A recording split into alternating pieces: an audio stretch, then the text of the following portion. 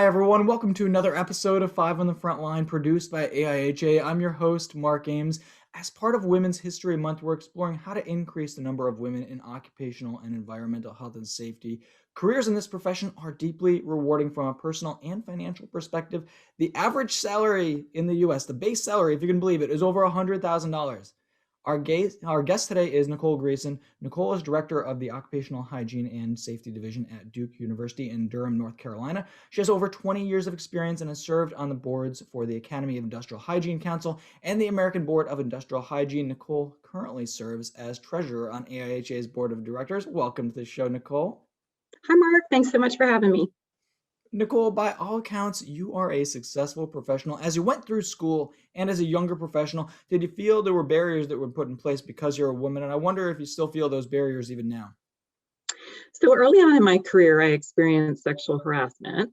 Wow. So I would have to say that over time, that has lessened significantly. I have had experiences with individuals who were, as far as I perceived, biased against women, but fortunately for me, were not in a position to really impact my career or my success negatively.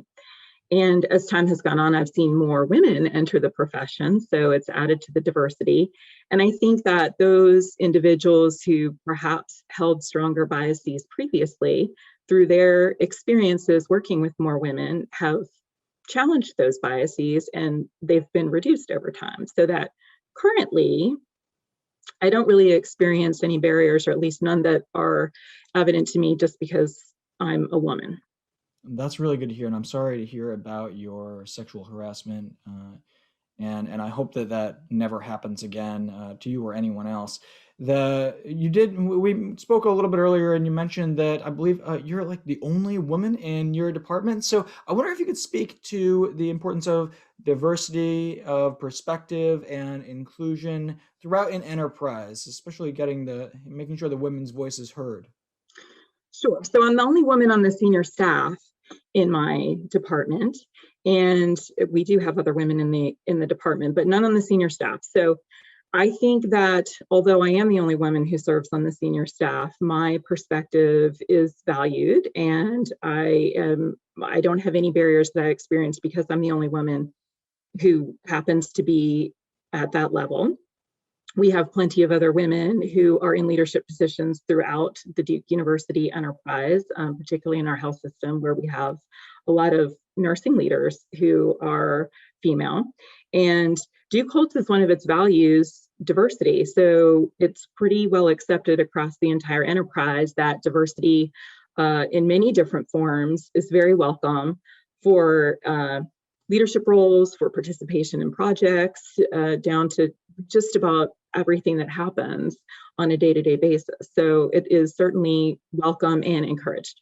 Oh, fantastic. Really happy to hear that. My next question for you, my last question, is about the next generation of occupational and environmental health and safety professionals. I wonder what you'd say to the young woman who's aspiring to be a member of your profession. That absolutely they should pursue it. If they don't already have a degree, then I would recommend getting a degree in the STEM field.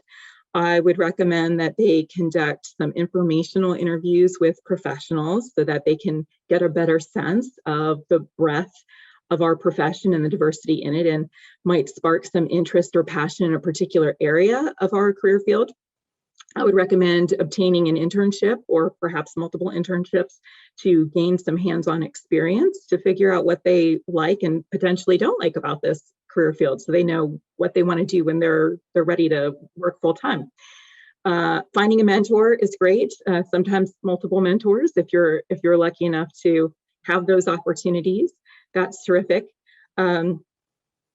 Lastly, I would say volunteer with AIHA. So if there's a student local section, by all means join it, or a regular geographical local section in your area, if not a student one. And if not for that, there's virtual local sections. And as a national member of AIHA, you can also participate in the Students and Early Career Professionals Committee, the Mentoring and Professional Development Committee, or a technical committee where you can learn more about a particular subject area. And I know that so many of the volunteer groups would love to have students and early career professionals as members.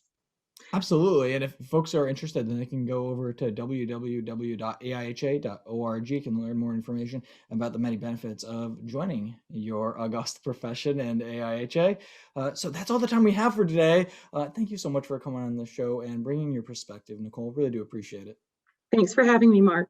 And thanks to everyone for joining us. Five on the Front Line is produced by AIHA. Please subscribe to the show wherever you get your podcasts and on AIHA's YouTube channel so that you're the first to hear the essential insights from our guests all in 5 minutes. I'm Mark Ames, wishing you a safe and healthy day ahead.